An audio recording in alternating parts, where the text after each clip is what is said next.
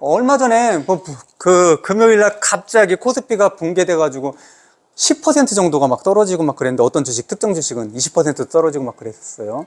그때도 삼성전자 엄청 떨어지고 하이닉스 엄청 떨어지고 그랬었죠. 근데 요번에 얼마 전이에요. 월요일 블랙 먼데이랑, 이때는 그렇게 많이 떨어지지 않았는데 그래도 많이 떨어졌어요, 하루에. 이럴 때 우리는 어떤 생각을 가지고 있느냐. 제가 자산, 주식만 가지고 얘기를 할게요. 제 거는 좀 더 성격이 다르니까. 제가 늘 주식이 그렇게 위험한 자산이 아니다라고 얘기를 드리잖아요. 근데 위험한 자산이 아니다라는 것들은 전제가 있어요. 뭐가 있냐면, 개별 주식을 하지 않는 거예요. 개별 주식. 내가 이 개별 주식이라고 하면 내가 선택해서 이걸 거야. 근데 당연히 개별 주식을 해서 돈을 버는 사람이 있어요. 당연히. 왜 없겠어요? 공부하면 되죠. 근데 그 공부라는 것들이 굉장히 깊지 않으면 어렵다라는 거죠. 그리고 그것도 한 번 내가 10년 동안 개별 주식을 고르는 방법을 세팅해 놨어. 그러면 변하지 않는다? 변한다라는 거예요. 늘 그거는. 시장은 늘 변하기 때문에 그거 한 번 내가 세팅해 놓으면 평생 사용할 수 있어 라는 방법은 존재하지 않아요. 그렇기 때문에 되게 힘든 거죠. 기업 분석에 올인하는 사람들도 늘 같은 기업 분석의 방법으로 특정 기업을 분석해서 투자를 하면 늘 돈을 버냐. 제가 그랬잖아요. 그렇게 해서 돈을 버는 방법이 확실하게 돈을 버는 방법을 아는 사람들은 진짜 세계적인 부를 다 내 거로 가지고 오는데 얼마 안 걸린다고. 그거는 가능하지가 않은 거예요, 시장 자체가. 그러면 왜 주식이 안전한 자산 중에 하나냐. 주식에서 우리가 알고 있는 ETF는 여러 가지 같이 합쳐져 있다고 그랬잖아요. 거기서 조금 부실해졌거나 아니면 기업의 성과가 좀 미치지 못하면 빼버리고 다른 거 집어넣는다고 그랬잖아요. 늘 관리가 돼 있는 거란 말이에요. 그 지수를 추종하는 거잖아요. 그러니까는 ETF로 묶여져 있는 S&P 500이라든지 500개로 묶여져 있는 이런 것들은 망할 수가 없는 거예요. 그게 망하면은 전 세계의 500개의 기업, 제일 잘 나가는 500개의 기업이 망하기 때문에 전 세계의 자본주의는 다 망했다고 보면 되는 거죠. 우리나라는 당연히 다 망해 있겠죠. 그렇게 연동되어 있는 것들을 선택을 하라는 거죠. 연동되어 있는 것들. 삼성전자 기본에 많이 오를 때는 1년에 10% 이상도 많이 오른 적도 있었죠. 근데 지금 보면 이런 얘기 해요. 삼성전자는 이제는 완성형 아니냐. 거의 다 성장했기 때문에 얘를 가지고 어떻게 수익을 많이 낼 수 있느냐. 삼성전자에 가지고 부정적인 사람들이 하는 늘 같은 논리예요. 그리고 또 하나 삼성전자를 공격할 때 얘기하는 거는, 삼성전자는 반도체만, 하이닉스처럼 반도체만 하면은 반도체가 어떤 구조로 영업이익을 내는지에 대해서 확실히 알 수 있는데, 삼성전자는 여러 가지 하지 않느냐. 전자제품도 하고 반도체도 만들고 그리고 핸드폰도 만들고 여러 가지이기 때문에 거기서 수익 구조를 정확하게 파악하기 어렵다라고 얘기를 하는데, 그런 개념이 아니라 실제로 제가 말하는 삼성전자는 그냥 1등 주식이라는 거였잖아요. 그냥 우리나라의 1등 주식이라는 것들은 그냥 항공모함이라고 생각하면 돼요. 그 회사가 어떤 거든 상관이 없어요. 그게 하이닉스든 그게 다른 것이어도 상관이 없다라는 거죠. 그게 네이버든 그게 카카오톡이든 상관이 없어요. 우리가 보는 거는 그냥 1등 주식을 보는 거예요. 미국의 1등 주식은 지금 막 바뀌기도 했지만, 애플에다가 마이크로소프트였다가 이게 바뀌기도 해요. 바뀌기도 하는데, 미국의 1등 주식이라는 건 뭐냐면 항공모함이라는 것들이죠. 그리고 우리가 개별적으로 공부해서 개별 주식을 선택했어요. 이게 훌륭하게 많이 오를 수 있죠. 당연히 우리가 선택했다라는 거는 정점을 찍은 그런 주식은 아니잖아요. 그래서 한번 뛰어 오르면 10% 20%, 어느 때는 진짜 잘 찍으면 100% 200%도 한 번에 오르는 경우도 있잖아요. 그래서 그런 기대감들을 가지고 있는데, 그런 것들은 내게 올 수도 있지만 그런 것들은 거의 오지 않잖아요. 확률적으로 거의 오지 않잖아요. 그러면 우리는 확률적으로 굉장히 높은 게임을 해야 된다라는 거예요. 그러면 우리는 항공모함에 타자. 항공모함은 느리겠죠. 당연히 보트보다 느리겠죠. 보트보다 빠른가? 근데 어쨌든 간에 항공모함은 천천히 가지만 얘가 가라앉는 게 보이는 거예요. 얘가 가라앉는다는 생각을 해보세요. 항공모함이 가라앉으면 옆에 주변에 있는 작은 배들 다 가라앉을걸요. 그게 내가 내려가면서 그게 보이는 거예요. 그러면 그때 갈아타면 되잖아요. 그럼 얘가 1등에서 거의 500등으로 내려가요. 삼성전자가 오늘 1등 주식이었는데, 우리나라 1등 시총 1등 주식이었는데 내일 딱 갔더니 500등 주식으로 될 리는 없잖아요. 이 항공모함이 덩치가 큰 애들은 내려가는 게 보인단 말이에요. 그래서 2등, 3등이면 그냥 1등이 무엇인지는 중요하지 않아요. 그게 하이닉스든 시총 1등으로 올라왔다라는 것들은 다른 것들로 다 검증이 돼 있다라는 거잖아요. 그런 주식들은 재무제표 볼 필요가 없잖아요. 그렇죠? 재무제표를 우리보다 전문가들이 더 많이 보고 있잖아요. 재무제표야 내가 모르는 기업 분석을 할 때 재무제표를 보는 거지. 나 삼성전자 재무제표 열심히 보고 있어.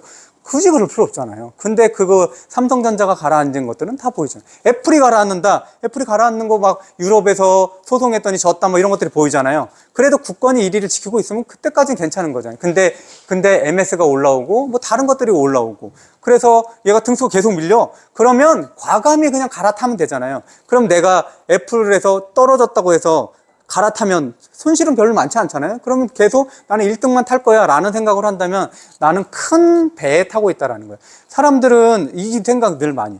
제가 작년 막 금리가 엄청나게 오르니까는 이제 은행들도 예금을 받는데 특판 예금, 정기예금 같은 경우 금리가 막 올라가죠. 3%, 4%, 5% 넘는 것도 막 있었잖아요. 그래서 특판 1년 한도, 그것도 선착순 500명 또는 1000명 난리 나잖아요. 4%, 5%. 근데 실제로 이런 항공모함이라고 제가 표현했지만 걔네들의 평균 상승률, 평균 그 수익률은 기본적으로 삼성전자는 기본적으로 7, 8%에서 10%예요. 예전에는 많이 더 많았었죠. 지금도 7, 8%. 그게 올해같이 또는 반도체 업황이 안 좋다 이럴 때는 떨어지지만 그걸 10년, 20년으로 평균 내어 봤을 때는 삼성전자의 수익률은 10% 가까워요. 그리고 실제로 우리가 봤을 때 S&P 같은 경우는 늘 말씀드리지만 100년 넘는 정도의 데이터들이 다 그냥 축적돼 있잖아요. 그렇다고 해서 100년 동안 S&P가 있었던 것들은 아니에요. 역으로 다 추적했을 때 그때는 1920년도 그때 우리가 보면 세계대전이 있었던 그 해 그런 경우 이런 때에도 불구하고 다 합쳤을 때에도 평균 아주 낮게 봤을 때 아주 보수적으로 봐도 7, 8% 지금 같은 경우는 최근으로 오면 1년에 12%, 13%예요. 그럼 보통 내가 보면 그러면 S&P를 아주 보수적으로 보면 8%에서 10%의 수익률이구나 라는 생각을 가지고 있으면 돼요. 전제할 건 뭐냐, 이게 진짜 필요한 돈이다. 1년, 2년은 내가 우리 딸이 결혼하는데 우리 아들이 결혼하는데 또는 우리 남편이 또는 우리 아내가 사업 자금을 써야 돼. 이런 자금을 넣으면 생각은 이거는 거기다 집어넣으면 안 되는 거예요. 제가 늘 말씀드리지만 돈은 늘 그렇게 언제 쓸지 모르는 돈이 주식에 들어가면 안전한 주식에 투자하는 것들은 전혀 효과가 의미가 없는 거거든요.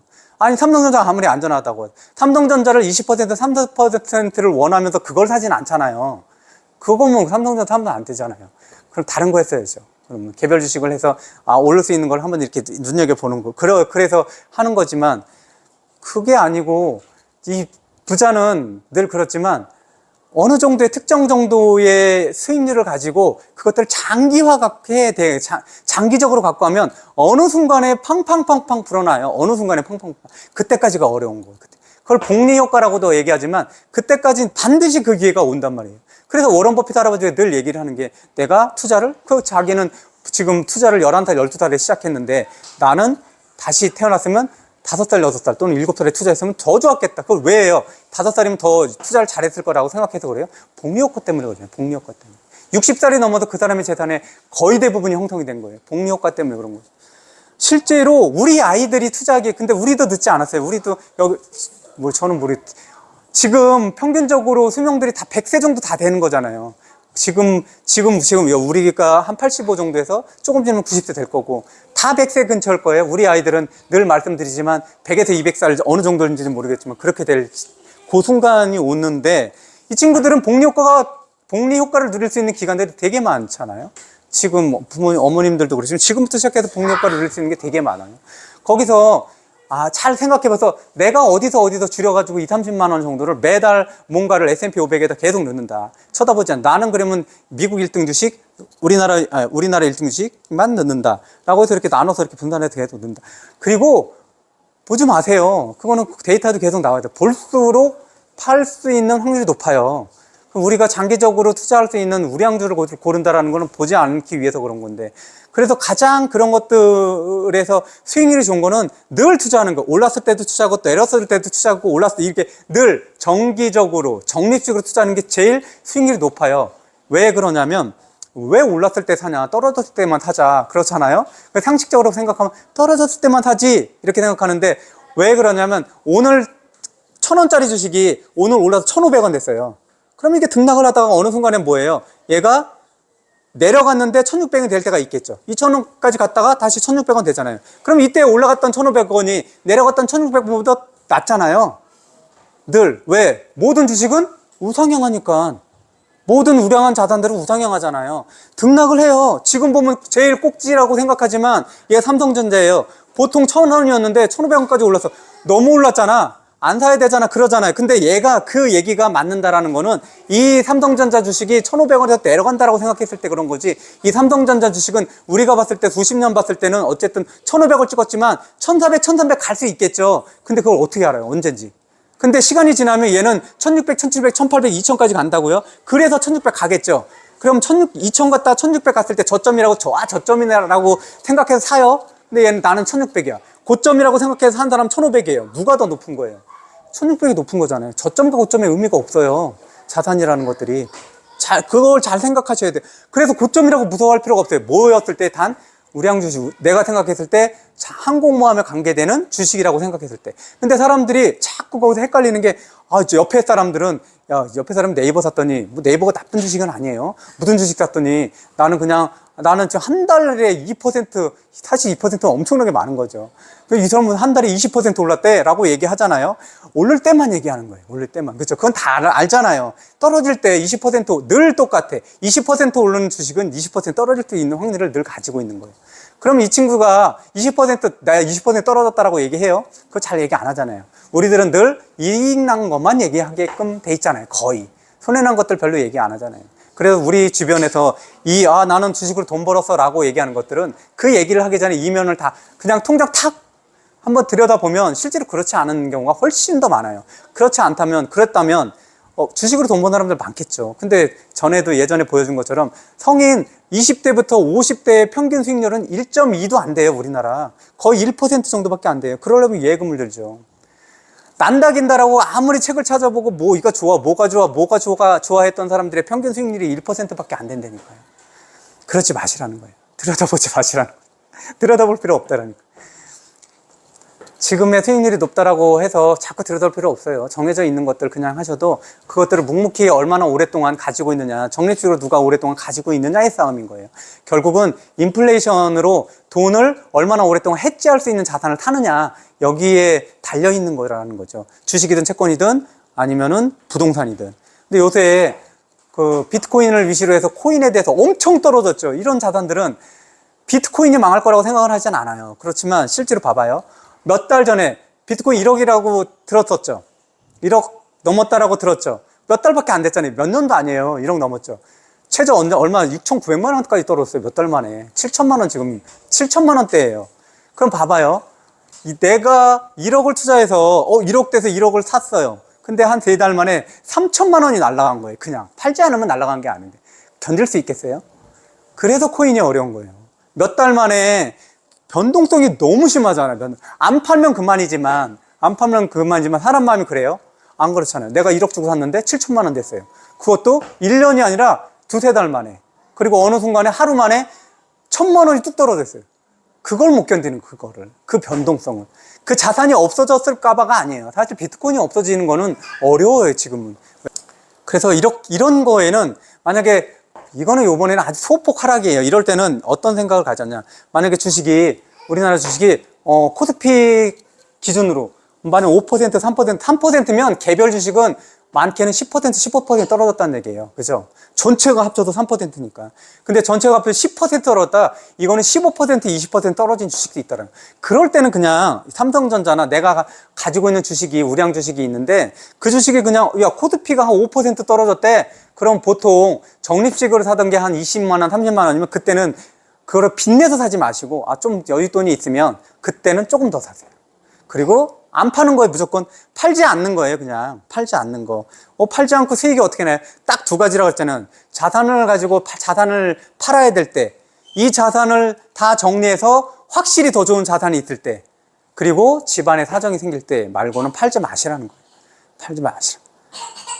이거는 좀 어렵지만 모든 자산은 어떤 성격이 있냐면 담보 가치가 있어요. 모든 자산은 담보 가치가 있어요. 모든 자산은 담보 가치가 있어요. 거기에 비밀이 있어요. 안 팔고도 수익이 날 수 있는 비밀은 모든 자산은 담보 가치가 있다는 거예요.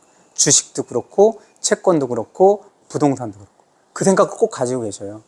그래서 안 팔아도 수익이 나는 거를 사람들은 몰라요. 자꾸. 그래서 자꾸 팔려고만 해요. 안 팔아도 돼요. 2개 더 좋은, 확실하게 더 좋은 자산을 사야 될 때, 또는 집안에 또 확실하게 어떤 써야 되는 용처가 내가 안 써야지라고 하지만 써야 되는 데가 생기잖아요.